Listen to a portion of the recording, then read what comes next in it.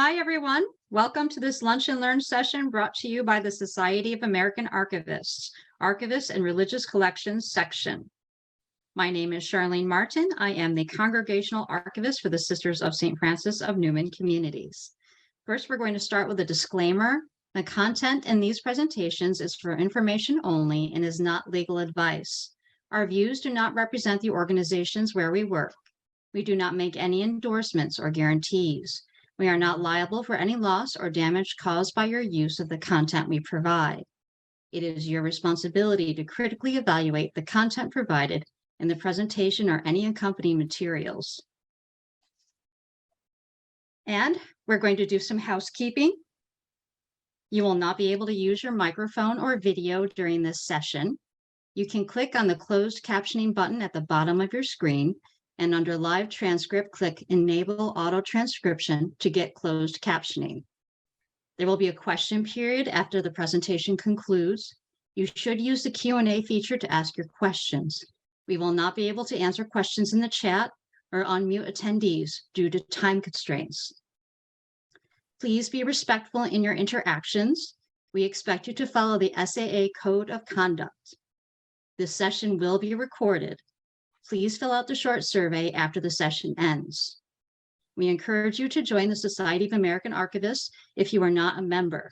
We thank the Congregation of the Sisters of St. Joseph in Canada for hosting this webinar.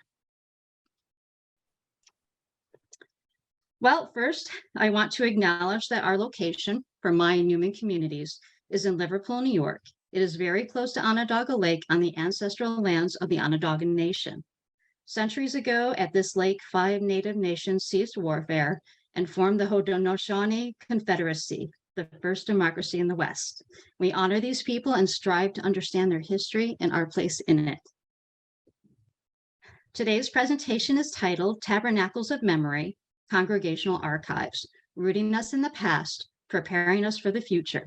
It will touch on how the 1997 circular from the Pontifical Commission for the Cultural Patrimony of the Church, the pastoral function of church archives, outlines the importance of congregational archives to Catholic history and future generations. We will also offer strategies for archivists and leadership seeking to strengthen their relationship while implementing an archival program. Before I introduce our presenters, I actually want to introduce our presenters for today.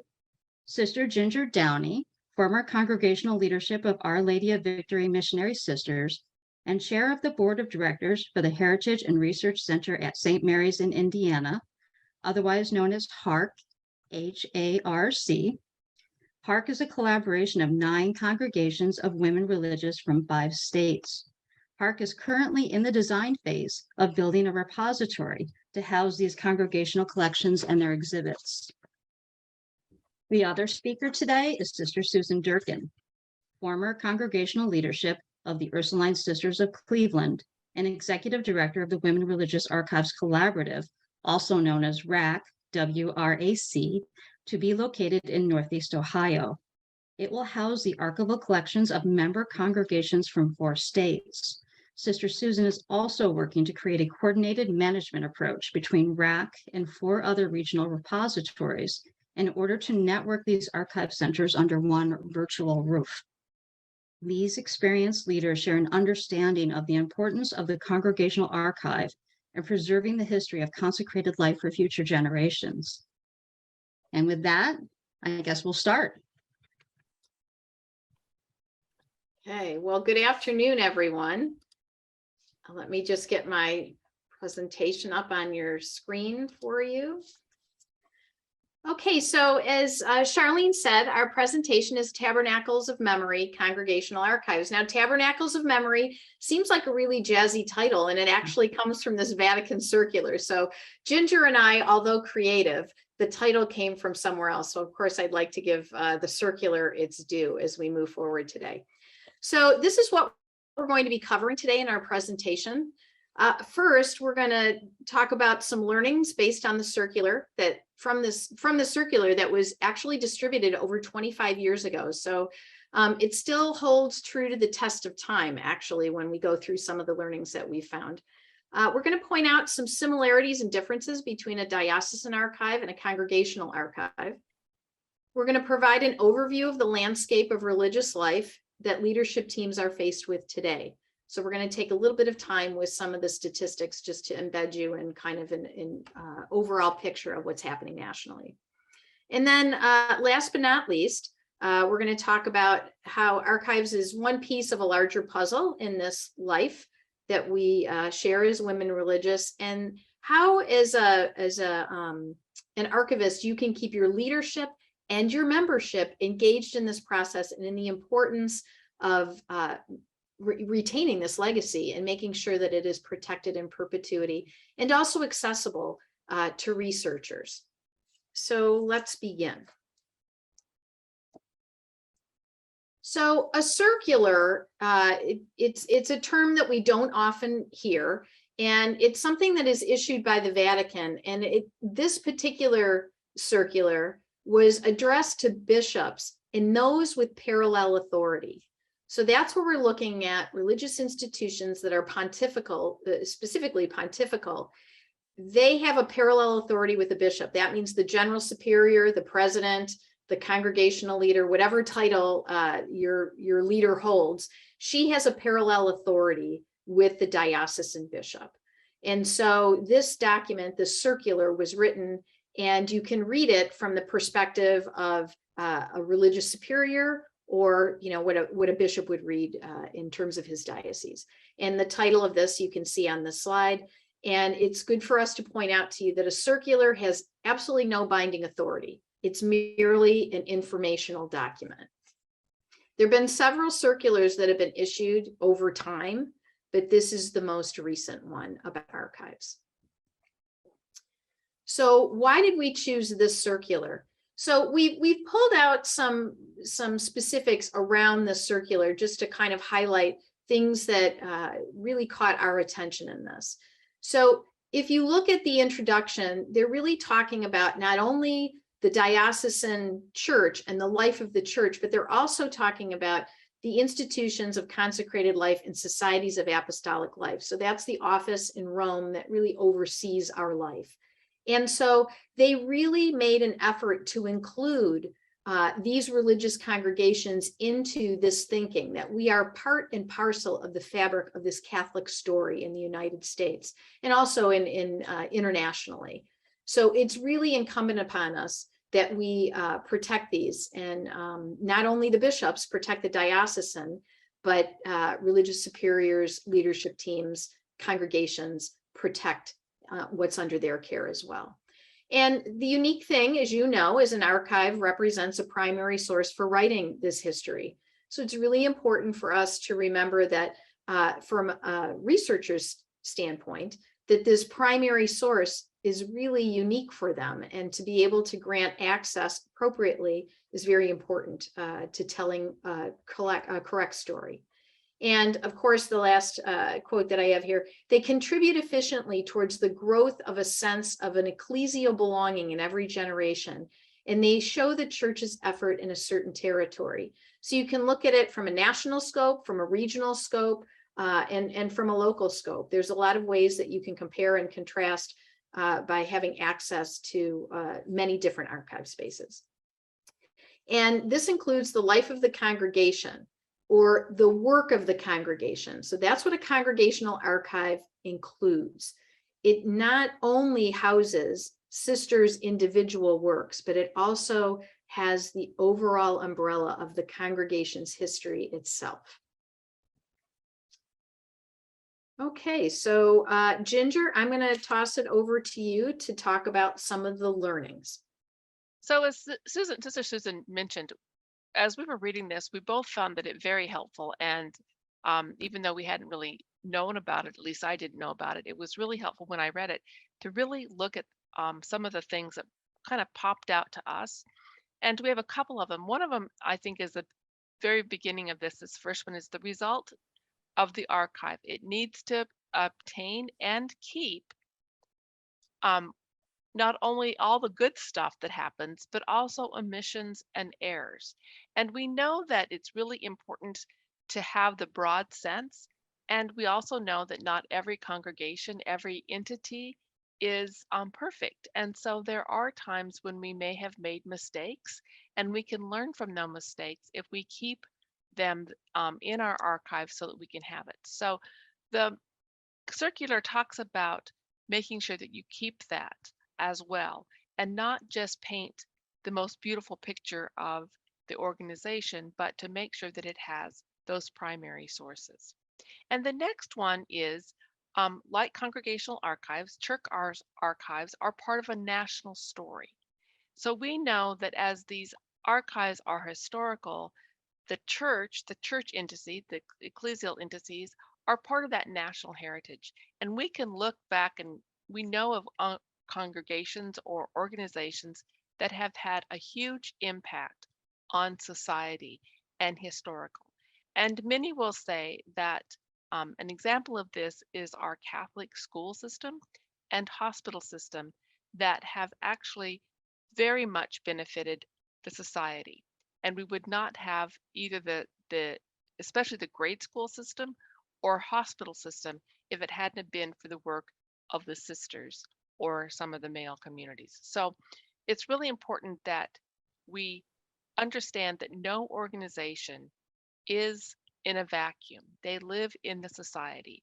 And so just as society has impact on them, it also has, the entity has an impact on society. So do you want to go to the next slide, Susan? Sure. It's not moving, sorry. It's all right. So I have to do mine too. So the other thing that's very important is one should foresee the possibility of gathering together certain smaller archives collections.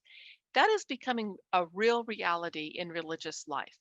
Both Susan and I are working on a collaborative archive for smaller congregations that don't have the ability going forward to protect their archives or even have a place to store them. And this is going to become more and more of a issue as mother houses are sold or downsized. And we know that these collections are extremely important. And so we need to find ways to put them together. So it's nice that the circular actually foresaw that and provided some guidance on how we can do that. And we have to remember that the concentration of these is done for the purpose of guaranteeing and conserving them so that they are protected. And that's really important, especially as we move forward. And we know that we don't want archives to just be put someplace in some closet that doesn't have temperature controls, doesn't have humidity controls, doesn't have light controls. So there's some really important things that have to go forward. And the circular also speaks of that we need to make sure that we have properly equipped spaces in which to store the archival material. And it goes on to say about, what that should be. And I know that the Society of American Archivists has some very good guidelines about what those temperatures should be, what the humidity should be, even light, and how to do that for different types of archival collections. So if you have a collection of film or a collection of negatives, you want to have a small, cooler temperature than you want to have for paper. So those are just some important parts. And we know that we also have to make sure that we have these spaces so that we can be collaborative. Next slide. And so this again goes to the next slide. And this is where we found our little Tabernacles of Ministry, or Memory, as Susan said. It wasn't ours. Thought it was pretty catchy, but it wasn't ours. And we know that each archives has its own charism and its own value, and they are the essence of the Institute. And so this develops a fuller picture of the local church and the general society, because all of this put together is what creates the whole. And so if any of the archives are lost, then the whole picture can't really be seen. And so the vitality of how they have interacted in society is really important. And that's what opens up to have this deeper understanding. And it goes back to that idea about you don't want to have omissions or errors, because the context of what happened in that era may shed light further down in history of why it's important. So those were just some of the basic learnings that we saw as we read through this that thought kind of were good points to share. Mhm. And again, the difference is, like, you're looking at what a church, a local church archive might need to save in their archive versus, in their parish records and things of that nature, which are part of what this circular is addressing. But it also addresses the nuances and the specialities that you find in a congregational archive. There is some overlap because you're dealing with people and personnel, but you also have kind of the life of the organization itself. And so the circular addresses nicely both of those areas. Okay, moving on. So for those of you not familiar, it's kind of like, what differentiates us?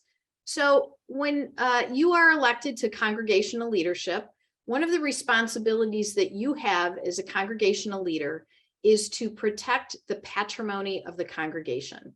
So very, very simply, there can be very lengthy definitions about patrimony, but very simply, patrimony is anything derived from one's ancestors, an estate or an endowment belonging by ancient right to a church or to a religious organization, we'll say, for our congregations.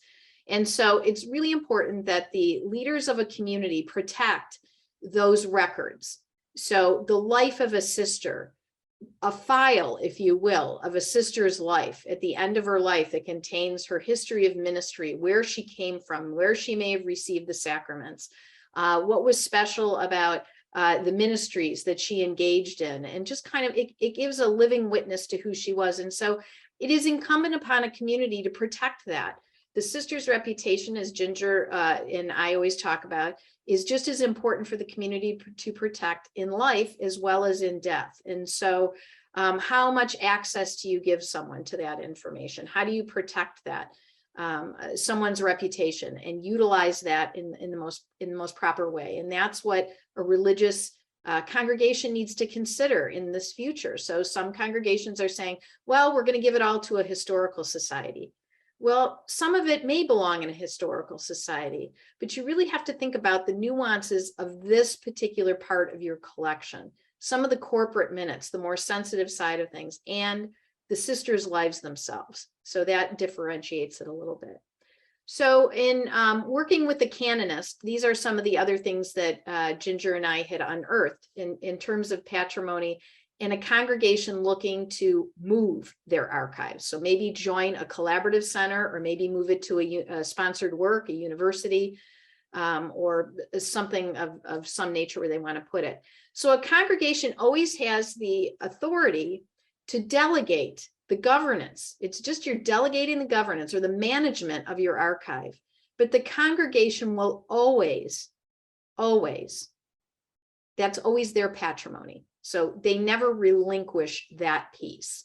So it is always important to remember that it can be preserved elsewhere. You create these agreements with wherever you're going to be, and you're very specific about that. But the congregation, that will always belong to the congregation. It's just you're allowing somebody else to manage that for you. So you can see the points we have here in terms of fiduciary responsibility, and making sure that, for as long as you can as a congregation, you have oversight over that. And then when you no longer have any members to do that, what are the agreements that you have in place that really manage that well into the future? It's a very important part of protecting your legacy.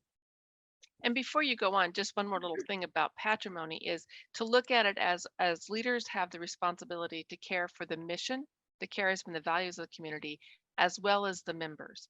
And sometimes we forget that also includes the vision, the mission and vision of what has gone before. And that's what our archives do. And that's what we have to be responsible. So like as Susan said, that whole idea of both and the past, the present, and to make sure that there are things that are in place to protect it in the future.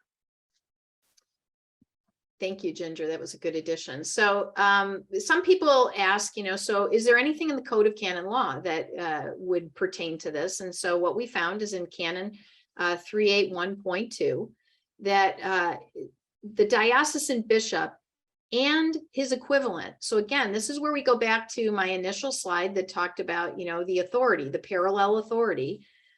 They have to care for archival records and documents of a cathedral, collegial, parochial, or other churches that are present on his territory to be adequately conserved. So if you look at that quote, you pull that out and think of that in terms of a religious superior or a congregation, they have the same authority to do so and need to, manage that and care for that appropriately. And so again, as I said in the previous slide, it's important that we maintain the protection of this. So the material, you still have the integrity of the materials themselves, and that the property remains that of the entity which has made the donation. So the congregation still has authority over that property. And so it's really important that they have to make sure that they know what their rights and responsibilities are in regards to that, and make sure that the collection is being preserved appropriately and following archival standards, as well as, access standards. And if you can see on the bottom too, there's one other piece here that I thought was really important. If this material falls under the competence of the civil realm, the norms in force in that place must be followed. So again, making sure wherever you determine is going to be your long-range plan for your archives, that really the norms, your policies, your procedures, all of those things you've managed those well, and you're very sure about how you want that collection managed. So one of the things that I wanted to talk about today that Ginger and I talked about is this idea around mission statements. So one of the quotes from the circular said, "An institution that forgets its own past will hardly be able to design and function among people in any social, cultural, or religious context." So the archives, while preserving, the witness to our traditions and pastoral practices, they have their own intrinsic vitality and validity. So the department is a living, breathing department. The archives continue to be living for as long as the last member is living, and then beyond, depending on how that's managed. So I'd like to think of your congregation as an overall organization that has a mission. Every congregation has a mission statement. So to develop an individual mission statement for each office seems counterintuitive to what we really should all be working towards, which is what we've chosen as an organization to say, this is our mission as X congregation, or this is our mission as Y congregation. And then what are all of the departments underneath in that network, in that organization? What is their purpose in meeting that mission? So that we're all working towards the same end, but we all have a different purpose within the organization to help make that mission as full as possible and to make it a reality for people. So I'd like to posit to you today, Ginger and I would like you to consider, rather than thinking of a mission statement for your archives, what is a statement of purpose for your archives? What can people understand that your department does within your organization?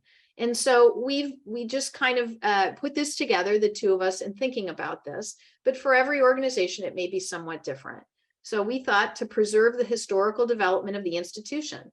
And what does that include? And so we began a listing there of what we believe that would include. So rather than always setting ourselves aside within silos within an organization, how do we all continue to work towards the same goal, which is the mission we've all agreed on, or that the congregation has chosen to say, this is where we're going to put our energies, and how are we all supporting that mission? What's my purpose in helping to support that, move that forward? Ginger, I don't know if you have anything to add on that. Well, I just think the idea that to think about, that it says liturgical and sacramental, that's all of the stuff that we do that is a part of religious life. Is there is liturgy a part of it? There is a sacrament. And even though our vows aren't sacramental, they still need to be recorded. They need to be documented. And all those things are really important. And so just to kind of, when you take the statement, is to kind of enflesh it as what's important for you to do to make sure that the mission and the charism and the vision of the community or your organization is being archived, is being kept. That's your position. That's your purpose of having it, is to make sure that there's always a way to go back and to look at and to have that historical documentation. And that might mean having a conversation with other people, but that's later on. Sorry, Susan. No, that's okay. So one of the things that's important, I think, is to kind of look now at some of the statistics. And so we know that in the United States, that in the Catholic Church, the number of sisters and brothers and priests is declining. And so this is some information, some statistics from the National Retirement Office, Religious Retirement Office, which is a part of the USCCB, the Catholic Conference of Catholic Bishops. And they gather data on men and women religious, specifically for healthcare and who is providing for our elderly.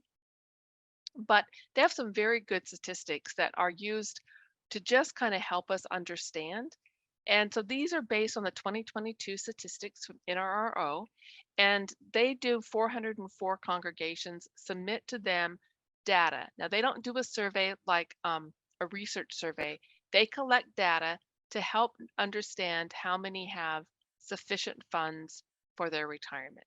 So, but they collect all this other data that helps in understanding how congregations are functioning in some ways.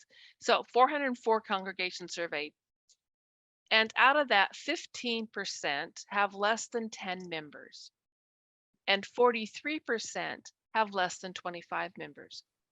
So over the last few years, I'm kind of a statistics nerd, so I look at these statistics and see, and what I have noticed over the last, I'd say 5 years, is that number, that 43% of those under 25, that number is growing. And it's growing by 1 to 2% every year. So if you think about it, it won't be too many more years until that number is going to be 50% of all congregations of women religious are going to have 25 members or less. It's kind of a stark reality. And then if you couple that with the latter one, which is 50% at this point, 50% of all women religious are over the age or beyond the age of 80. So you start to see that one of the ramifications is that even if we do have large numbers of members, we have members who are older and are no longer able to do a lot of the work that they used to do. And there's many pieces of work done in congregations now that are done by lay people because those members who did that are no longer able to. So as we continue to look at that, we just If I could just interject something too, Ginger, Sure. I think those numbers, besides knowing in terms of numbers, it's the loss of, Charlene and I talked about this a little bit too, institutional memory. So as those congregations are downsizing, it's how do we continue to tell the story? What are the nuances of that collection that are really important for a future archivist that may work with that collection? What are the things that they need to know? Are there oral histories that we should be collecting from these, these last members about what this time has been like? I think those are certain nuances that go underneath the numbers themselves about the rich material that's still available and needs to be mined in these institutions before it's gone and lost forever. Correct. And I think, thanks for adding that. I think the other part that goes with that is it's much easier to have a sister tell you and to hear it from their own mouth and their own experience than to just read it. And so how does the archivist come to understand the collection when there's not living, breathing members of the organization to tell the story? Next slide. So this earlier this spring, there was several groups, ACWR, the two groups that Susan and I work with, and a couple of other organizations, LCWR, CMSWR, got together and started to look at what do we need. We need some concrete data, some real data. So we contacted the Center for Applied Research in the Apostolate, or CARA, and they are an institution that has been working for over 50 years in the Catholic Church to do social scientific studies, and they are out of Georgetown University. And so they helped us create a survey that you will see that went out to 522 both women religious superiors, and we talked about what that is, a superior of a congregation, the leadership, and also to archivists. So they sent out 522. We got about 40% return rate. And you will see that 210 superiors responded and 186 archivists. So that's basically the same amount, a few more. I mean, you're going to have a little bit of leeway there. But you can see that most congregations, 86%, have an archive.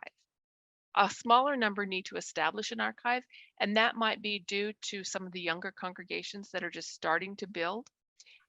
And you also see that most of them, only about a third of them, have a plan for their archive. So that's somewhat an issue we will talk up in just a minute.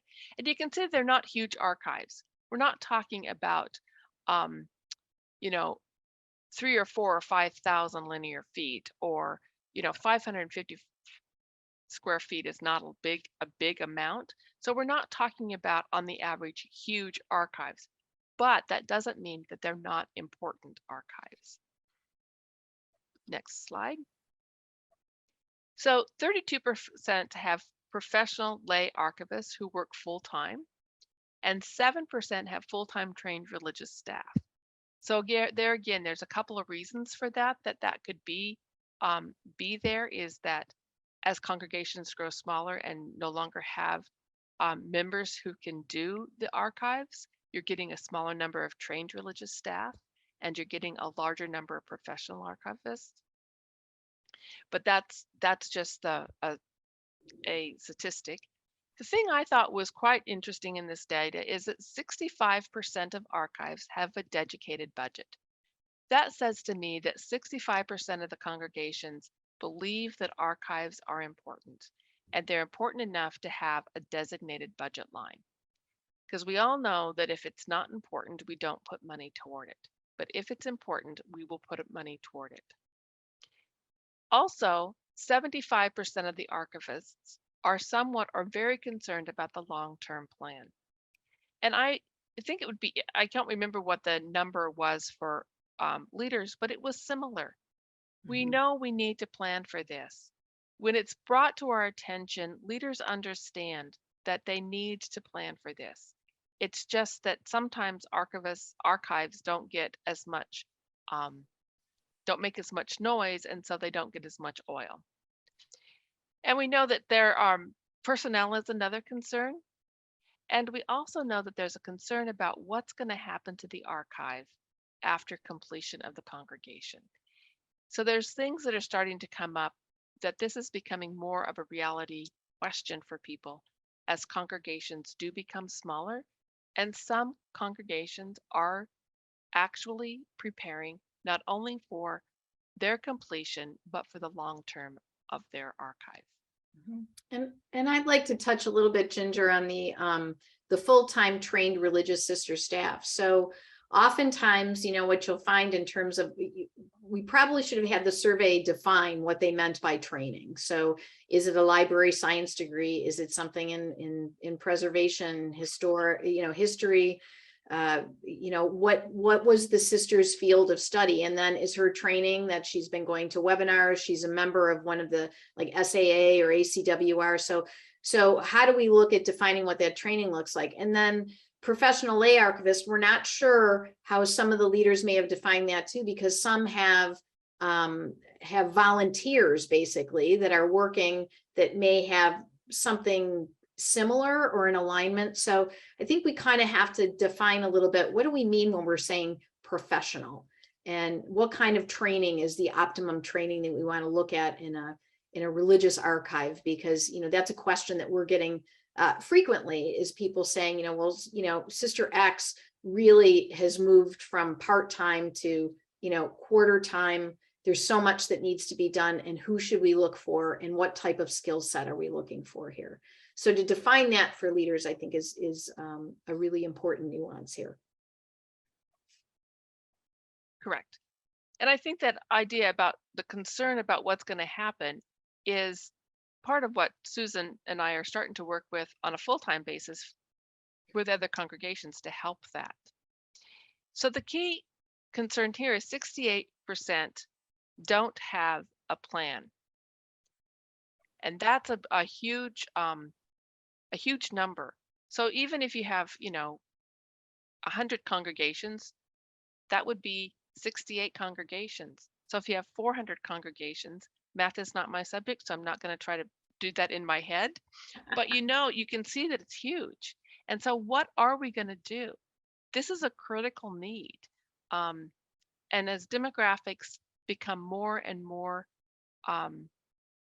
smaller, the demographics of congregations become smaller, it's going to take even more.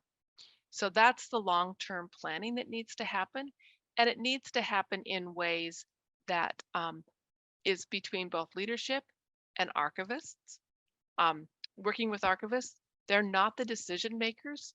The leadership teams are the decision makers. So having a good working relationships with congregational leaders helps them to make good decisions about how to move forward with the archives. And I think that would be a huge help to a leadership team to have an archivist say, these are some options. This is what I'm seeing in those conversations. Did you have anything to add on this one, Susan? No. Okay. I think we covered it well. Okay, so just a reminder that, and I know that a lot of you that are probably on this know that archives are a part of a larger plan. And so congregational leaders are dealing with multiple priorities, and for various reasons. I mean, as we all know, some cans get kicked down the road and then it becomes a crisis moment for a congregation. And so that has happened in some instances, and others it's just, that there were tremendous decisions that needed to be made first. And so how do you make a balance between all of these goods, all of these priorities that are a part of legacy planning? And so we just need to always remember that archives are one part of a complex network of decisions. And so, we listed some of the things that congregations are dealing with right now. So if you're looking at underfunded retirement needs and multiple healthcare issues in your congregation, to think about where your artifacts and your archives and your important legacy pieces are going to be, what's going to be the long range plan for them. The sister that's in front of you at that moment should and does take priority. And so that's how things kind of keep getting moved a bit. So we just have to kind of always remember that and be gentle with ourselves to remember that, how can we balance all of these and support leadership in making the best decisions that they can make. And that is the responsibility of each department in an organization, to bring that skill set to a leadership group to say, here's how I can help you and support you in that.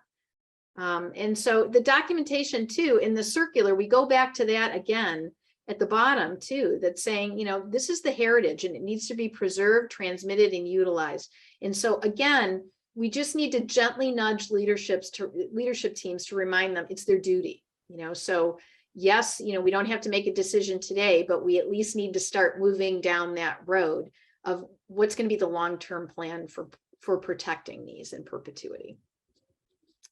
Okay. So now here we come to the part that a lot of archivists always want to know. How do we best work with leadership teams? Now, Ginger and I are both recovering leaders, I'd like to say. We both are, we're both fresh out of leadership, and we both had significant experiences while we were in leadership with our archive spaces. And so we understand, like most leaders, that the archives are such an important part of what happens in the life of the congregation. And so how do we continue? That's why Ginger and I are doing the work we're doing now. We could have chosen to do a lot of other things post leadership, but this tugged on our heartstrings. And this is the piece that we said, look, leaders might not have the time to put total attention on this. So how can we, as former leaders that kind of understand that mindset, help to move this project along and keep it in people's, keep it in their sights, basically, and on their radar? And how do we help to support the archivists and develop this relationship so that people aren't in crisis and things aren't chaotic at any point in time for the congregation, that communities are making good decisions? So, here's just a few suggestions that we have that we felt worked for us. And so we like to share the secret sauce with you. So, whenever a new leadership team is elected, get right in there and request time and do an in-service to prepare them. So often a leadership team coming in has no clue that there are things that they are going to need to save from their time in leadership. What needs to be saved? When a sister dies, what happens with that information? So what are the policies and procedures? What are the things that a leader needs to know that you need to tell them right out of the gate to say, this is the policy, this is the procedure, I can help you through this, we can meet regularly, I can remind you how to do this. And this way, it's not going to be a push at the end of your leadership term to say, oh, I was supposed to save that, or oh, that was important, or I really have to put all this together now in some sort of a panic. So really establish that relationship from the beginning. And I would push that. As Ginger said, sometimes we kind of step back and we say, oh, they're so busy with so many other things. But you need to get in there right at the beginning, because that is really a critical time. And really request a direct report. And I would suggest somebody other than the president or the congregational leader if you have a team. The congregational leader, often the buck stops with her. And so she tends to be, her attention is scattered in many different directions. And so if you can have a direct report to somebody on the team that you can develop a relationship with, that can be your liaison, that would be our suggestion. And then create a regular feature internally and externally. It is very clear to me that the members of the community, some do, but the majority of members in the community do not understand how an archive works. They don't understand the amount of time it takes to process a file or a box.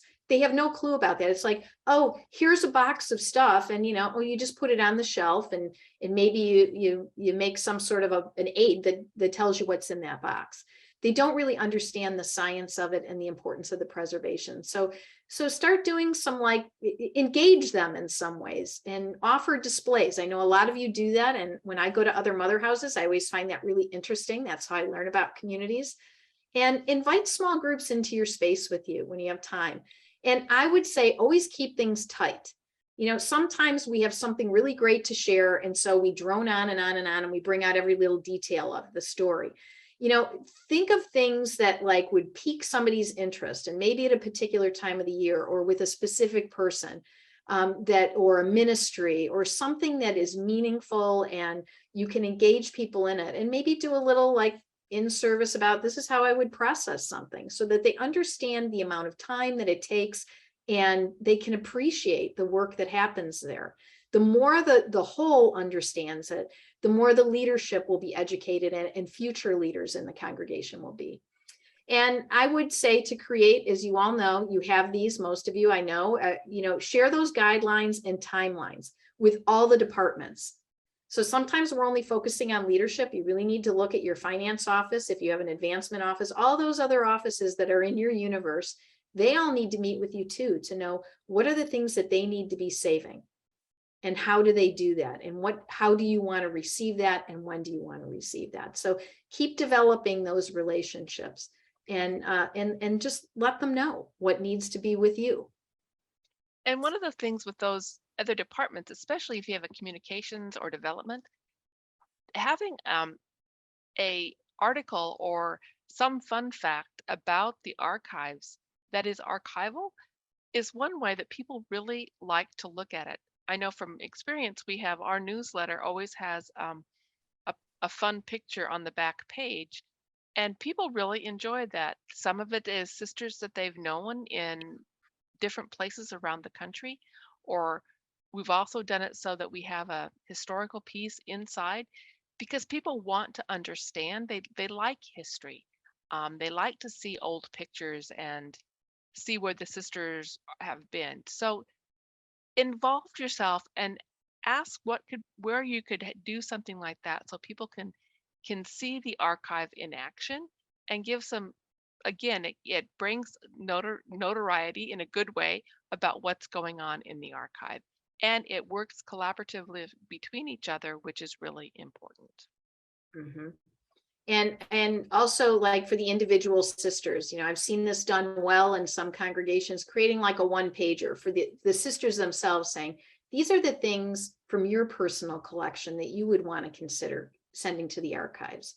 And this is why, and kind of give them some guidance, because oftentimes sisters purge things and they think they're not going to be important, but to give them something that's an easy to use, easy to manage, really helps them when they're doing those types of activities, so that they'll know what to do. I mean, I know when we moved our archives and we moved into our new mother house, we put all of the artifacts and different pieces into display cases throughout our mother house.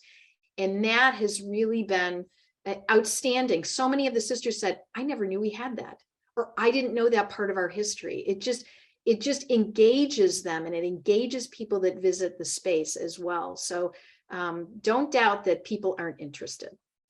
And along with what the sisters need to keep, it also helps them know what you don't want, because we all know that we have pack rats. And sometimes pack rats will give you 5 or 6 boxes. And when you actually get it down to what really is archival, it's 3 folders. So I think it's important that they have some guidelines that'll help. That's just my from experience of having to clean out sisters' rooms.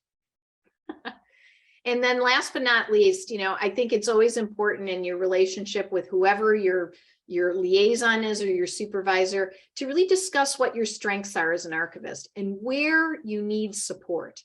Not all of us have all the skill sets to do all things. And so what would be helpful for you as an archivist? Because as we all know, anything can happen at any time. Not that I want to be a Debbie Downer here, but could somebody walk into your space, into your office, into your department, and have some basic understanding or some reality of what happens in here, and be able to find things if necessary? Oftentimes we hang on to things with the death group and say, the organization couldn't function without me.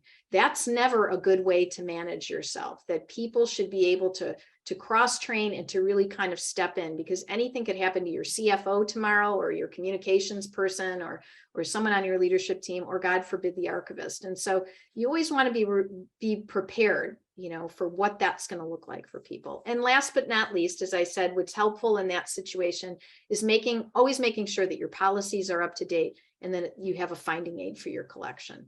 And you have resources through SAA in order to do that, and to learn how to do that, and to find people to support you in that work. And last but not least, I just want to touch on a minute here that congregations have here, what's in the document, they refer to as a secret archive. It's really not secret. It's just it's information that you may have in your collection that needs to remain confidential. It doesn't mean if a civil authority needed to subpoena something that would not be available to them. We certainly don't want to fly in the face of civil law, but it does mean that there are certain activities or certain personnel issues that need to remain confidential, and maybe over a period of time.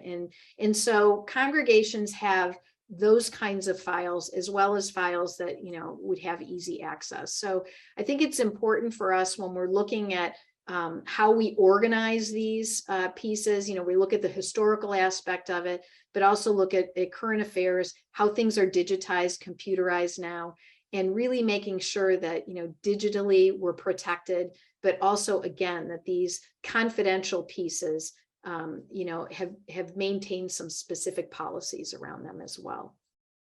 And if you have questions about that from a canonical or a civil, ask to have a conversation with a canonist or a civil lawyer. Those are really important pieces. And I think it's important to realize that there are some things that you don't want to have researched, and the community has a right to have those. It doesn't mean that they'll never be researchable, but that they need to have some guidelines. So I think it's not a bad idea to, if you have questions, to ask your leadership about who could be a good candidate, just to have a basic question, or a civil lawyer, just to make sure you're covered in these aspects, because they're going to look to you, and sometimes you may not have the answer, and so just know where to go to find the answer. Okay, so hopefully we're within our time parameters here. So what I'd like to do is open this up to questions. Ginger and I will do our best. But neither one of us are archivists, so we are from the leadership perspective, and we're recovering at that. If you have any questions, please go ahead and enter them now in the Q&A feature at the bottom of your screen. You should see an icon. I'm not seeing any right now, so go ahead. We won't be able to do anything in chat. It has to go in the Q&A.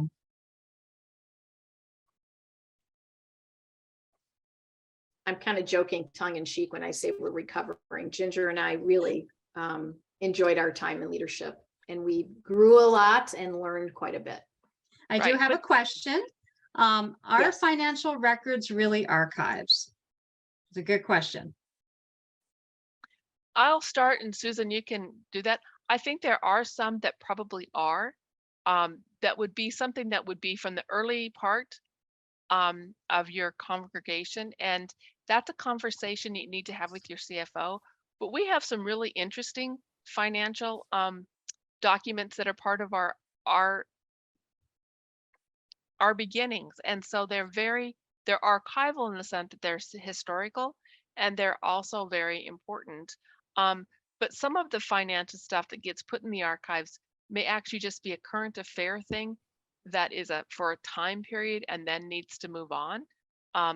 So I think that's the way I would understand that from a leadership place, and what I understand about some of that.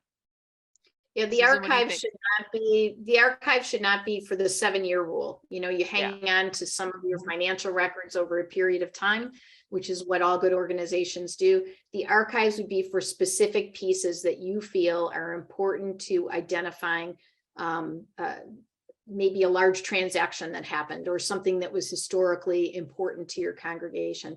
Those are the records that you should maintain. Or if there was some sort of a civil issue or an audit issue that you might want to hang on to, that just as part of a historical record. I have another question. Thank you. Those are good answers. Appraisal is always hard. The other question I have is, where are the places that are collecting the archives of women religious? Who are the contacts? I know that this could be a really long answer, so I'll let you two go ahead. And well, there's a lot of movement now. Ginger and I are a part of what we're looking at as a consortium of 4 collaborative repositories. So you may have heard about Boston College, and Michael Burns would be the contact there. Santa Clara University on the West Coast would be Nadia Nasser. And then you have Ginger and I will have our contact information at the bottom.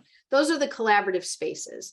There's also some movement around in Chicago. There's a Chicago collaborative that's looking to get started there, and that would be Holly Fiedler. So they're looking at doing something in that area. And then there's a lot of talk around the larger charism families.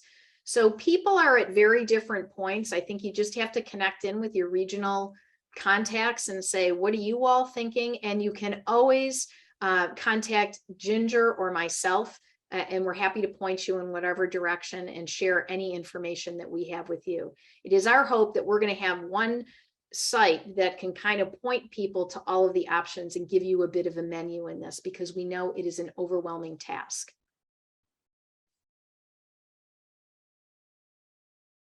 I don't have anything to add. She did well. Okay. So I have a comment from one of our attendees, and she just wanted to compliment you all.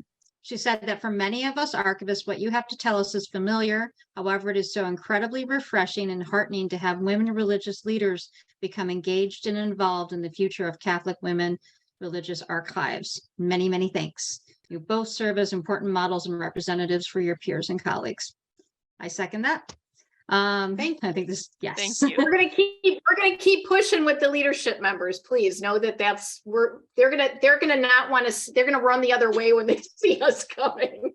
We That's appreciate right. that. I think some already do, but it is such an important, really is an important issue. And I was the liaison for 10 years, and I really came to understand a deeper understanding of archives, and have a great appreciation for archivists and the stories in which they house. Thank you. I have one last quick one. We'll see if we can do it. RCRI says many financial documents need to be kept permanently. Where should these go at the end? And I think this is that distinction between archives and a records management program. I'll let you two take it.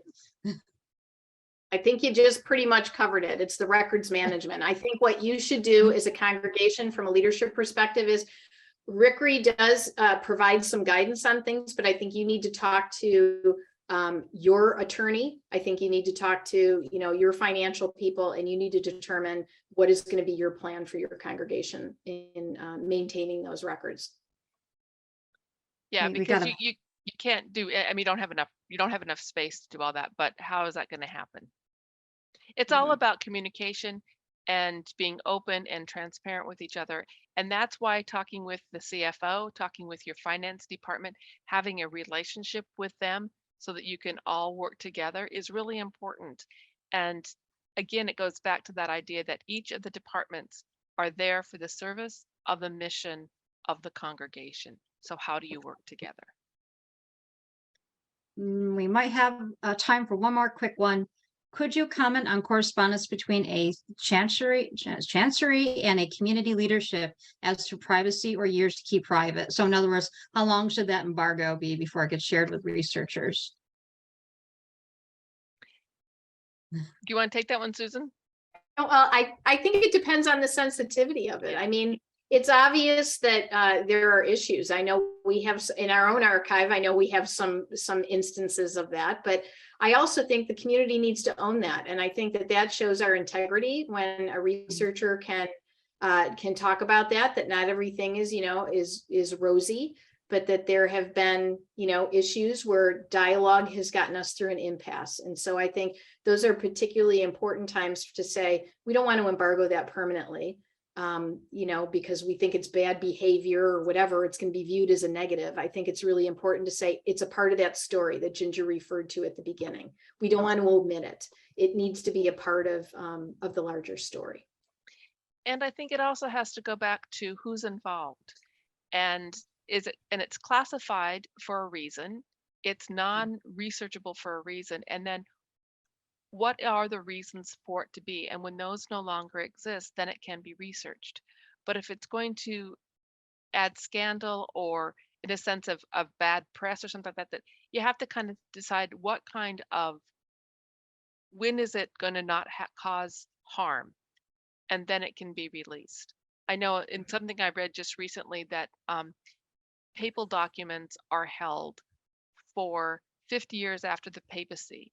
So that it would be a long time, but it may be 15 years or after all parties are deceased, might be something. So I think it all depends on what it's about and is there harm that could be done? And that's what congregations need to really have conversations about. Thank you. Those are great answers. And this has been a great presentation. There's a lot of compliments that are showing up on the chat and we're running out of time. I'm sorry. So I wanted to thank you both. Thank you very much. This has been great. And I want to thank all of our attendees. And I just wanted to say quickly, our next session is going to be an archival chat with Michael Burns from Boston College. That's going to be January 19th at 3 p.m. Everyone, you'll see some emails shortly and some postings and cross postings about the event. So you'll be able to register. But thank you again, everybody. This has been great. Thank you.